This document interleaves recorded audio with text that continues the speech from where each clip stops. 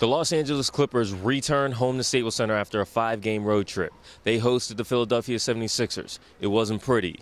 The Clippers shot 60% from the field. They made 12 of 23 threes. They beat the Sixers by a score of 130-99. That's a season-high point total for the Clippers this season. That's the largest margin of victory for the Clippers this season. Chris Paul and DeAndre Jordan, they both had double-doubles, and they helped extend the Clippers' season-long winning streak to 6 games, which also is the longest win streak in the NBA right now. I don't care how we get to 130. You know what I mean? I just want to get there, so I don't care where the points come from. If Blake has 40 and we get to 130, I'm happy. Or I'm using that as the example tonight. So I never really care about how we get there. I just want to get there, and I want to be more efficient. That's my big thing is efficiency, and I just want to keep being an efficient basketball team. This game was actually kind of close for a moment. The Sixers had a 5-point lead in the first quarter. The Clippers only had a 4-point lead midway through the second quarter.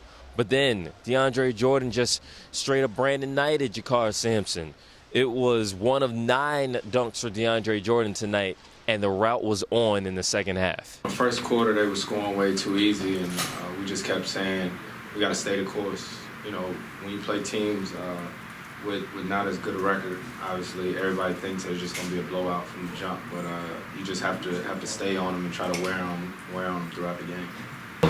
You're on the court with guys who are guards. I mean, there was one lineup with Jamal, Chris, JJ, and Lance. How does that impact what you need to do on both ends of the floor? Yeah, I'm really just a point center out there. You know what I mean?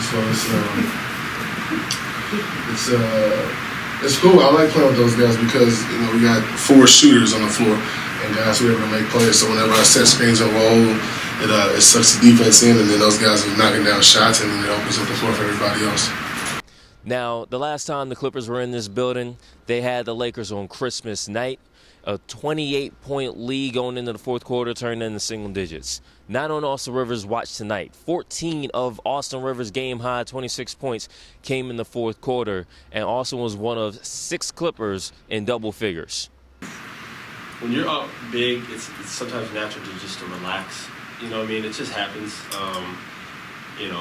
Sometimes Doc, I call him Doc around here, goes into panic mode. You know what I mean? We're up like 12, he'll put in the stars real quick. I think they could have stretched that lead right back out. But, it's just it's a learning experience after that. You can see tonight we were like, we're going to extend it. We've been doing it the past week. Every time we get in there, we extend the lead. And it's huge for guys who play a lot of minutes to get rest.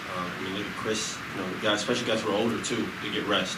So I think that's been big for us is the trust with our second unit. Me and Jamal have been kind of leading that unit, and Cole and Pablo have been great. Lance was great tonight too, so we just got to continue to do what we're doing. The Clippers do not play again until Wednesday when they are at Portland to take on the Trailblazers. Rest is the key word for them between now and then. Merry New Year to you all. I'm Lon Murray for ClipperBlog at Staples Center.